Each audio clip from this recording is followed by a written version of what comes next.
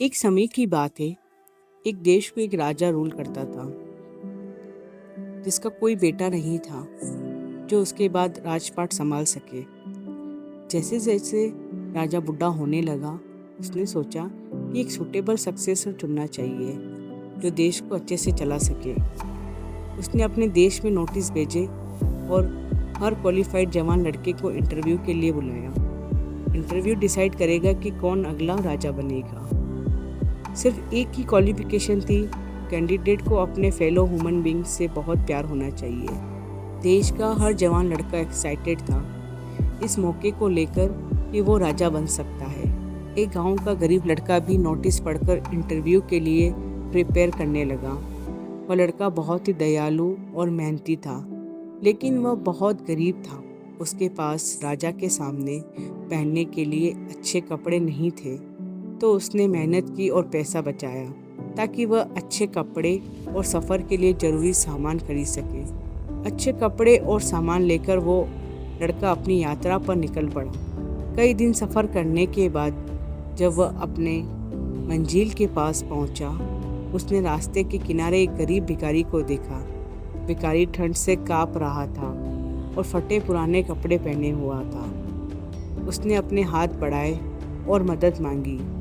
मैं बहुत गरीब हूँ, मुझे बहुत ठंड लग रही है, कृपया मेरी मदद करो। वह जवान लड़का भिखारी की दशा देखकर इतना प्रभावित हुआ कि उसने अपने नए कपड़े उतारकर भिखारी को दे दिए। उसने अपना खाना भी दे दिया तो उसने सफ़र के लिए रखा था।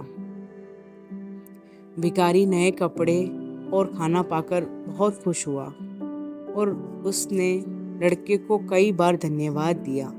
लेकिन अब वह जवान लड़का अपने पुराने और गंदे कपड़ों में इंटरव्यू के लिए जाने में संकोच महसूस कर रहा था। फिर भी उसने हिम्मत जुटाई और महल में घुस गया। जब वह महल पहुंचा, एक राजा का सेवक उसको महासभा तक ले गया।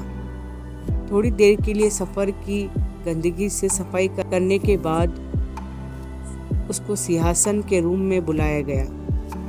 जवान लड़का राजा के आने पर झुका, लेकिन जब उसने ऊपर देखा तो वह चौंक गया। राजा बिल्कुल उस भिखारी जैसा लग रहा था जिससे वह रास्ते में मिला था। राजा ने उसकी आंखों में सरप्राइज देखा और कहा, हाँ, मैं वही भिखारी था जिससे तुम रास्ते में मिले थे। लड़का हैरान होकर बोला, लेकिन आप राजा होकर भिखारी क्यों बने? राजा ने कहा, मुझे ये जानना था कि तुम्हारा दिल कितना अच्छा है और तुम सच में अपने फेलो ह्यूमन बींग से कितना प्यार करते हो।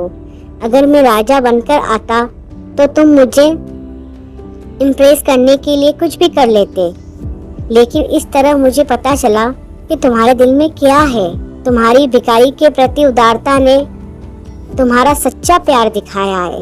इस देश को एक ऐसे लीडर की जरूरत है जो अपने लोगों का ख्याल रखता हो, सिर्फ उनका नहीं जो कुछ दे सकते हैं।